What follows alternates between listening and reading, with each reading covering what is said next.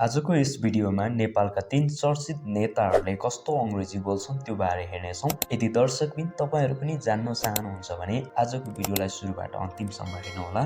आउनुस् आजको भिडियोलाई सुरु गरौँ है त।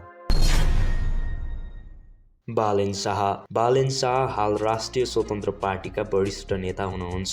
उहाँ राजनीतिमा प्रवेश गर्न अघि इन्जिनियरिङ र्यापर कलाकार पेशामा आबद्ध हुनुहुन्थ्यो। उहाँले हिमालयन व्हाइट हाउस इन्टरनेशनल कलेजबाट सिभिल इन्जिनियरिङमा स्नातक गर्नुभएको हो भने निटे मिनाची इन्स्टिट्युट अफ टेक्नोलोजीबाट स्ट्रक्चरल इन्जिनियरिङमा स्नातकोत्तर गर्नुभएको छ।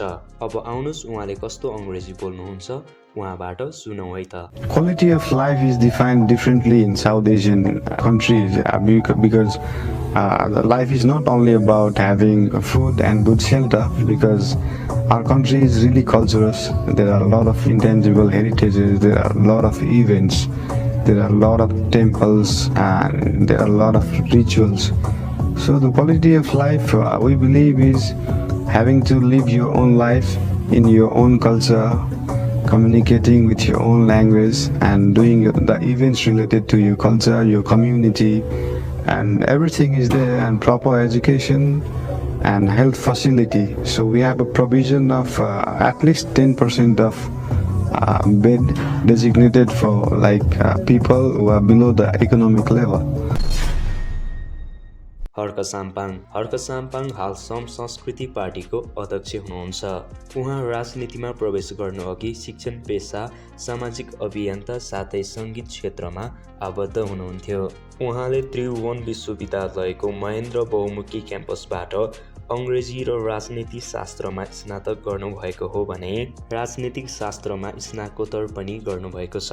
अब आउनुस् उहाँले कस्तो अंग्रेजी बोल्नुहुन्छ उहाँबाट सुनौं है त। This Gorkha Welfare Trust, I came to know this trust is established. It was established, and the main purpose of this trust is to help the ex-soldiers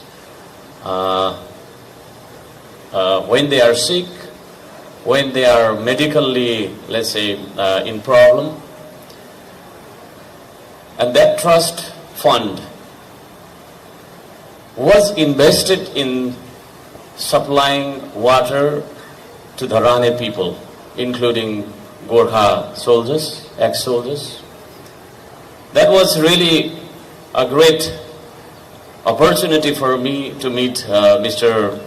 Purna Limbu. Rabi Lamichhane राष्ट्रिय स्वतन्त्र पार्टीको सभापति हुनुहुन्छ। उहाँ राजनीतिमा प्रवेश गर्नुअघि सिधा कुरा जनतासँग टेलिभिजन पत्रकारिता पेशामा आबद्ध हुनुहुन्थ्यो। उहाँले काठमाडौँको रत्न राज्य लक्ष्मी क्याम्पसबाट प्रवीणता प्रमाणपत्र उत्तीर्ण गर्नुभएको हो भने पत्रकारिता आम संसार विषयमा स्नातकोत्तरसम्मको अध्ययन पूरा गर्नुभएको छ। साथै उच्च शिक्षाका लागि उहाँ संयुक्त राज्य अमेरिका समेत जानुभएको थियो। अब आउनुस् उहाँले कस्तो अंग्रेजी बोल्नुहुन्छ उहाँबाट सुनौं है त। As we conclude this two-day Nepal Investment Summit, I am highly encouraged by the insights and enthusiasm that marked every session.